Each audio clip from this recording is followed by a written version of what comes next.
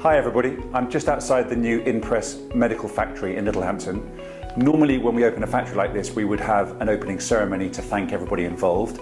Unfortunately we can't do that in the middle of the pandemic, so we thought instead we would record this video to thank everybody. It's a really good news story about the whole community coming together to work to get this factory open in the middle of the pandemic, so please take a look.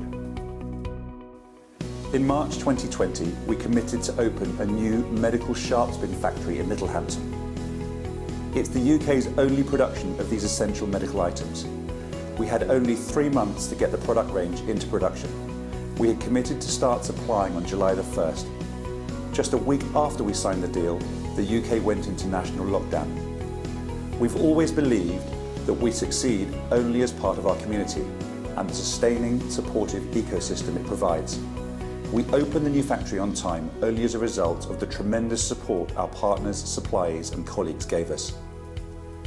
We would like to thank our friends at Nolato who sold us the machines, the intellectual property and supported us throughout the transition. Matt and Andrew at HSBC who organised the finance so quickly. Matt and his team at UK Power Networks who worked very long hours to get the power in on time. Nigel and Carl at Arran District Council and their colleagues at Sussex County Council. We actually got the necessary roadworks approved in less than half an hour. Also Professor Dave Cooper at Chichester University and Esther Dainton at HMP Ford, as well as a myriad of other local suppliers in West Sussex. We also need to thank our existing and 21 new members of staff.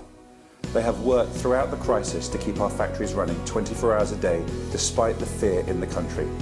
In particular, many colleagues stepped up to replace shielded or sick team members. Today we're supplying these medical products to the UK and 9 other countries. This is part of a strategic plan for medical production in Littlehampton for many years to come, long after the pandemic's forgotten. So for everybody involved, a very big thank you.